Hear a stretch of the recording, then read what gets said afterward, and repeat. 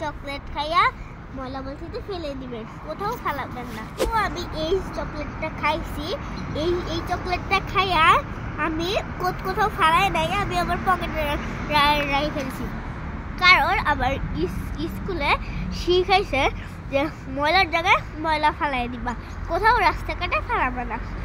তার জন্য আমি কতক্ষণ পকেটে রাখছি। তারপর আমি ডাস্টবিন খুঁজতেছিলাম, তারপর আমি পাই গেছি অবশেষে। আমি সেটা এই ডাস্টবিনের মধ্যে ফেলে দিচ্ছি। হ্যাঁ, তোমাদের স্কুল থেকে এখানে লেখা আছে, এখানে বাংলাদেশে লেখা থাকে আমাকে ব্যবহার করুন, কিন্তু বাংলাদেশের লোকেরা এগুলো ব্যবহার করে না।